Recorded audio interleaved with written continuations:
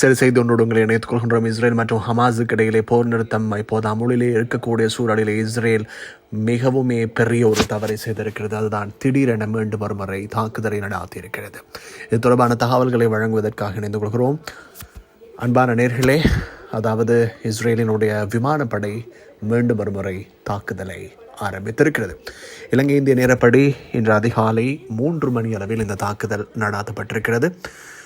குறிப்பாக இஸ்ரேலினுடைய வான்படையினர் நடாத்திய தாக்குதலிலே யாத்தா நகரம் மேற்கு கரையில் இருக்கக்கூடிய அதில் ஒருவர் காயமடைந்திருப்பதாக சர்வதேச செய்திகள் தெரிவிக்கின்றன. குறிப்பாக யாத்தா நகரத்தில் இடம்பெற்ற தேடுதல் நடவடிக்கைகளை தொடர்ந்து ஹீப்ரன் நகரத்தினுடைய தென்பகுதி அதிலே தான் இந்த தாக்குதல் நடாத்தப்பட்டிருப்பதாக தெரிவிக்கப்படுகிறது. ஆக்கிரமிக்கப்பட்ட மேற்கு கரை பகுதியில் இந்த தாக்குதல் நடாத்தப்பட்டிருப்பதாக சர்வதேச செய்திகள் தெரிவிக்கின்றன. இதேவேளை உள்ளூர் வாசிகள் இது தொடர்பிலே தெரிவித்திருக்கக்கூடிய கருத்துக்களை பார்க்கின்ற போது இஸ்ரேல் வான்படையினர் இந்த தாக்குதலை நடாத்தியிருக்கின்றமை உறுதிப்படுத்தப்படுகிறது. ஆனால் இன்னும் ஒரு தகவலிலே இஸ்ரேல் வான்படை நடாத்திய தாக்குதல் அல்ல, இஸ்ரேலினுடைய பாதுகாப்பு படைகள் நடாத்திய துப்பாக்கிச்சூடு என்று உறுதிப்படுத்தப்பட்டிருக்கிறது.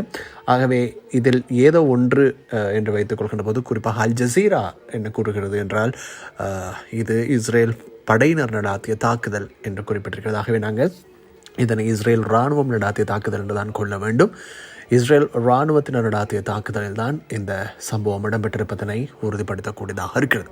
இதேவேளை தடுத்து வைக்கப்பட்டிருக்கக்கூடிய பணைய கைதிகளில் மிக முக்கியமான ஒரு பணைய கைதியினுடைய ஹீப்ரன் நகரிலே இருக்கக்கூடிய ரபுத் பகர கிராமத்தில் இருக்கக்கூடிய அவர்களுடைய வீட்டையும் இஸ்ரேல் பாதுகாப்பு படைகள் முற்றுகையிட்டு அதனுள் சென்று சோதனைகளை நடாத்தி இருப்பதாகவும் தெரிவிக்கப்படுகிறது. சட்டவிரோதமான முறையில் ஆக்கிரமிக்கப்பட்டிருக்கக்கூடிய மேற்கு கரையினுடைய பகுதிகளில் சட்டவிரோதமான முறையில் கைதுகளை மேற்கொள்ளும் நோக்கில் இஸ்ரேல் பாதுகாப்பு படைகள் அவ்வப்போது இந்த நடவடிக்கைகளில் ஈடுபடுவது உண்டு. என்றாலும் காசா பிராந்தியத்திலிருந்து முற்றுமுழுதாக இஸ்ரேல் இராணுவம் வெளியேறியதனை தொடர்ந்து இப்போது இந்த சம்பவம் பதிவாகிறது என்பதனைத்தான் இந்த நேரத்தில் உங்களுக்கு ஞாபகப்படுத்த வேண்டியிருக்கிறது. இதேவேளை உங்களுக்கு ஒரு விடயத்தினை ஞாபகப்படுத்த வேண்டும். மேற்கு கரையிலே இந்த சம்பவம் இடம்பெறுகின்ற அந்த சில மணித்தியாலங்களுக்கு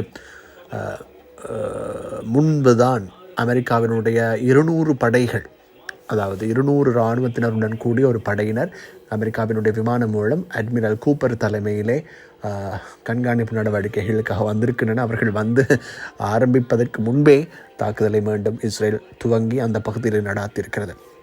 போர் நிறுத்தம் என்னவோ காசாவில் தான், ஆனால் மேற்கு கரையில் எந்த நடவடிக்கைகளும் இடம்பெற்றிருக்கவில்லை. இதற்கு முன்பு அதாவது தாக்குதல்கள், அதாவது துப்பாக்கிச்சூடு சம்பவங்கள் எல்லாம் இடம்பெற்றிருந்தன. ஆனால் ஹமாஸுடன் யுத்தம் என்பதனை போன்ற தாக்குதல்கள் அங்கு இடம்பெறவில்லை என்பதனால் சமாதான உடன்படிக்கை அங்கும் சேர்த்து என்று கொள்ள முடியாது. ஆகவே அதனை அவர்கள் பெரும்பாலும் சொல்லக்கூடும். என்றாலும் கூட ஒட்டுமொத்த பலஸ்தீனத்தினுடைய சமாதான ஒப்பந்தம் என்று வருகின்ற போது அவர்கள் இதனை கரிசனை செலுத்த வேண்டும் என்பதனை எல்லோரும் கூறுவார்கள். ஆகவே இப்போது இந்த சம்பவம் இடம்பெற்றிருக்கிறது. தொடர்ந்து மனிதர்கள் அன்பான நேயர்களே.